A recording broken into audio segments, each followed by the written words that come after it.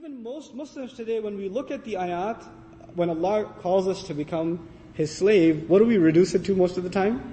We reduce it to worship. He's asking for something way more. It's something huge. It's something tremendous. So we've got three conditions so far. What do you have? We have love, obedience, sincerity. Our motives are now directed by Allah, sincerely for the sake of Allah, and that's going to come up in this ayah. Then two more. The next condition is trust. Tawakkul. We have to have trust in our master. By the way, these 5 conditions, which scholar did I say? Ibn Taymiyyah rahimahullah. These 5 conditions of slavery, right? You have to have absolute trust in this master. Whatever he does, you have to trust is good for you. Whatever he gives you is good for you. Whatever he didn't give you because it's good for you. If you got something, it's from Allah, it's a gift. If you didn't get something, there's also good in that. You have absolute trust. Whatever may happen, whatever may occur, it is because of Allah's decree. إِلَّا فِي كِتَابٍ مِّن قَبْلِ أَن نَبْرَأَهَا لِكَيْ لَا تَأْسَوْا عَلَى مَا فَاتَكُمْ وَلَا تَفْرَحُوا عَلَى مَا آتَكُمْ. It's simple. Whatever He may give you, so you don't become sad over what you lose, you don't become overjoyed over what you gain, everything is from Allah. Your tawakkul is placed, your complete reliance and trust is placed in Allah. So this slave does not put his trust in means. You don't trust your car because it's a reliable company. You don't trust your family. Your trust in them comes from who? Your expectations come from Allah, not from your family. When you place your trust in creation, you will always be disappointed. When you place your trust in Allah, nothing will disappoint you. Nothing will disappoint you. What does it mean to be a good slave? That definition doesn't come from me. Those standards don't come from me. I cannot think for myself, I think I'm a pretty good slave.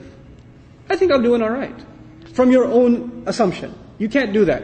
Those standards of what makes you a slave and what makes you a rebel, those standards are dictated by Him and you have no hand in them. You have no say in them. This is the problem of most people and their relationship with God. Even if they'll tell you, I love God too, man. You Muslims, you love God? We love Him too. I love God too.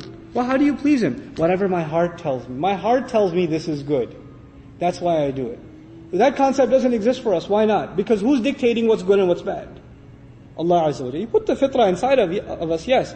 But what's dictated is, it comes from the master. These are the conditions of slavery. And this is the essence of this deen. In the end, what is this guidance about? You become slave, you accept Him as master. That's the essence of Qur'an. In the end, that is the juice of the matter. And it is this concept that is nowadays being separated or not being understood in line with worship. These are two separate things. So in my recommended translation, Wallahu ta'ala alam, they were not commanded, except that they may fall into slavery and worship of Allah. That would be, at the very least, what I would have to translate, لِيَعْبُدُ اللَّهَ with. Now we come to the next part. مُخْلِصِينَ لَهُ الدِّينَ. Making the religion, the deen, sincerely for His sake. What that implies is, and lahu is muqaddam, this jar wa majrur is muqaddam, which means only and only for Him. That they would make this deen sincere.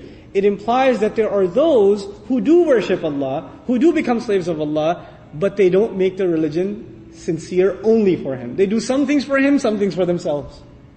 And this is what the previous ayah is talking about. The previous ayah talked about the people who were given the book. They had knowledge, but they fell into disagreement. Why? Because there was we worship Allah, we pray to Him, but there should be some of our ego in there too. I deserve some things too.